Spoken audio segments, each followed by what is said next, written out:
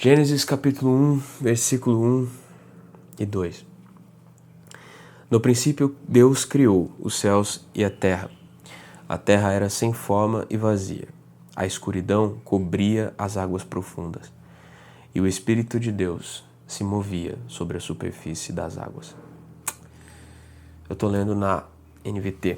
A narrativa da criação de Deus em Gênesis, ela segue um crescente, progressivo.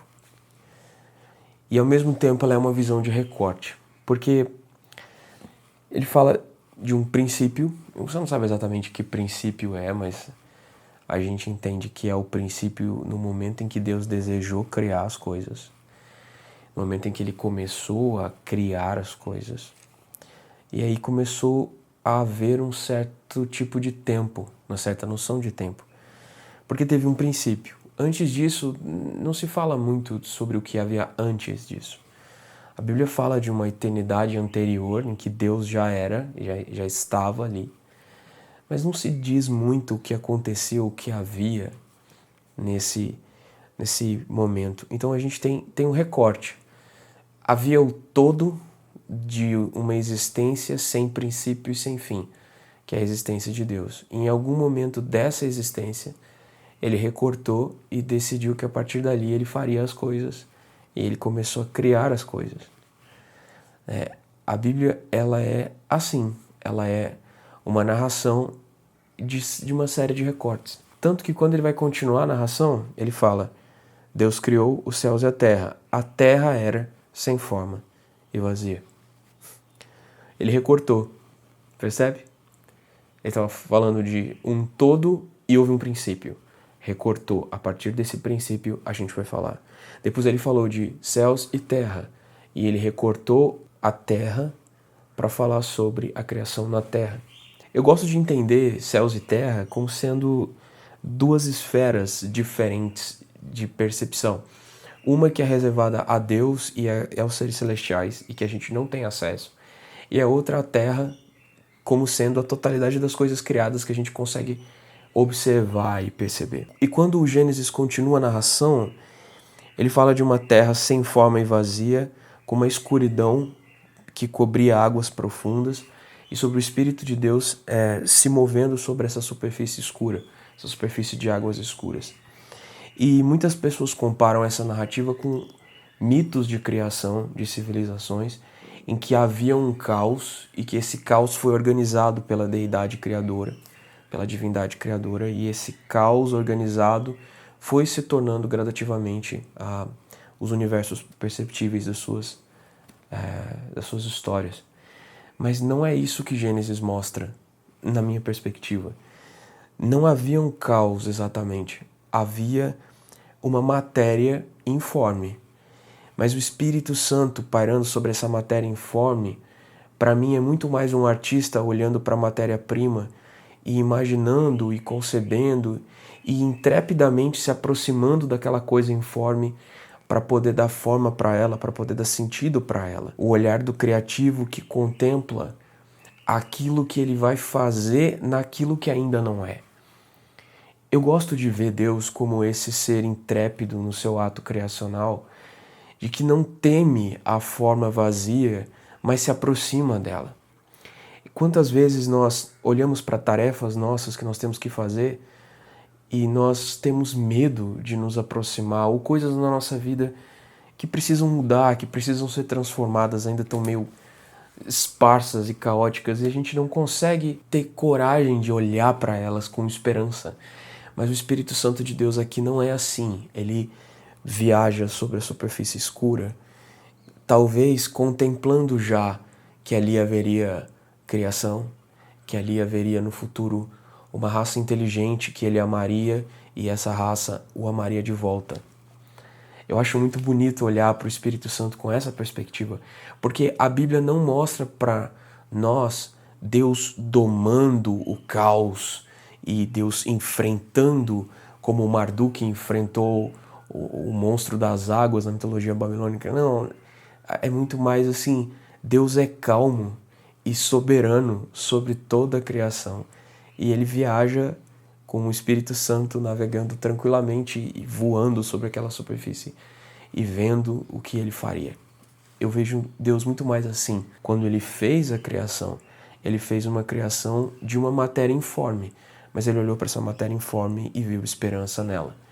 E ele decidiu trabalhar nessa coisa criada, nessa esperança ele decidiu trabalhar. E é interessante que a gente precisa de uma certa humildade para continuar querendo ler essa história, porque ele recortou o tempo do não tempo e não falou nada sobre o não tempo. Ele recortou o céu da terra e não fala muito sobre o céu. E ele não nos dá tantas indicações ao longo de toda a história da Bíblia dessas outras esferas. Ele simplesmente segue a narração das coisas que interessa narrar para nós. Isso exige da gente uma humildade em tempos em que o escrutínio e que a perseguição pela verdade ela acaba sendo tão mais de satisfazer curiosidade do que se alimentar dela. Deus não faz isso conosco. Ele nos dá aquilo que nós precisamos saber. Nesse momento, a Terra é o personagem que eu quero descrever. Eu vou narrar como eu criei a Terra, na minha palavra. E isso tem que nos bastar. O que havia antes, não vou falar. Como que eu fiz o céu? O que tem no céu? Não quero falar. Eu quero falar sobre a Terra. Eu quero falar sobre você. Eu quero falar sobre aquilo que importa para você, para a sua história, aquilo que é da sua esfera de observação. É necessário para nós essa humildade ao nos aproximarmos da palavra, de entender que nem todas as coisas nos são reveladas. E as coisas que nos são reveladas têm que nos bastar e têm que nos ser suficientes. Eu vejo muita gente discutindo e fazendo teologia em cima daquilo que a Bíblia não diz e tentando produzir conhecimentos e sabedorias sobre aquilo que a Bíblia não diz. Mensagens inteiras são dadas baseadas no que a Bíblia não revelou, como se a gente estivesse costurando partes que Deus esqueceu de narrar. Entenda, isso é uma arrogância, é uma forma estúpida de arrogância, como se você pudesse ser mais sábio que Deus e você pudesse dizer para ele o que ele esqueceu de contar para nós e pudesse contar aos homens aquilo que Deus não contou para eles. A verdadeira fé cristã, ela é humilde, a verdadeira teologia cristã é humilde em não se aproximar daquilo que Deus não diz. E mesmo quando fizer isso, se a gente sentir que deve e isso for relevante de alguma forma, a gente falar, cara, eu estou aqui navegando em território em que Deus não disse, então não passa de uma especulação. Nos falta, às vezes, esse sentimento de Deus é bom quando mostra e Deus é bom quando oculta. Deus é sábio quando revela e é sábio quando não diz. Deus é bom o tempo todo, até quando nós não sabemos exatamente como essa bondade chega a nós. Há tantas questões profundas e difíceis de explicar na teologia, e elas são o centro do debate, o centro da discussão. São as coisas que Deus não disse. Por quê? Isso é falta de humildade, isso é arrogância do ser humano, mais uma vez, se aproximando de um conhecimento de bem e mal, que talvez tivesse sido vetado para nós. Pela simples obediência, pelo coração puro, o homem é salvo, ele é edificado, ele é conquistado pela verdade da Escritura. Não é ele que desbrava a Bíblia e tenta entender, não, ele é entendido por ela. Não é ele que lê o livro, é o livro que o lê. Somos nós que somos revelados quando nós nos aproximamos com esse coração de simplicidade e de pureza da palavra de Deus. Então, olha só, Sofia me fez um presente.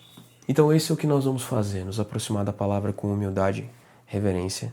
Em alguns momentos a gente vai tentar falar alguma coisa que ela não diz, mas deixando bem claro que é uma especulação e que é tudo que a gente pode fazer em alguns assuntos. A gente não tem uma base tão sólida assim, a gente tem diferentes maneiras de ver certos pontos. Mas eu gostaria de desafiar você a olhar para Gênesis e para essas leituras que a gente vai fazer, não é o Gênesis inteiro e é uma parte do início dele, mas olhar para essa leitura com humildade e procurando formar com ela a sua maneira de ver o mundo. O conhecimento da salvação depende da maneira como a gente entende o mundo. Porque que necessidade há de redenção e de um Messias Redentor? Se não houve o início da história, se a gente não crê no início da história conforme Gênesis narra, a gente pode ter muita dificuldade de entender por que é necessário um Senhor e Salvador em Jesus Cristo. A nossa cosmovisão não comporta a redenção. A gente acaba se aproximando de Jesus só como um grande mestre, um grande filósofo, um grande entendido da humanidade, e não como o Redentor da criação. E é isso que Jesus é, ele é o Redentor da criação. Ele não é só um cara sábio pra caramba que entende você melhor que você mesmo. Ele é o Redentor da criação. Vamos juntos nessa jornada, nesse rolê em Gênesis, tá bom? É isso, é um retorno difícil a esse ministério de tornar público aquilo que Deus tem ministrado no meu coração. Mas eu faço isso com humildade, com reverência, com certa saudade e com bastante temor. Espero que isso tenha edificado você. Faz as coisas de YouTube aí, sei lá, curte, compartilha, comenta, não sei o que você tem que fazer. Você sabe melhor do que eu. Se você quiser deixar um comentário aqui pra mim, eu procuro ler todos os comentários, embora eu esteja com certa dificuldade de responder no momento. Mas eu vou me esforçar, tá bom? Um abraço e até o próximo vídeo. Tchau.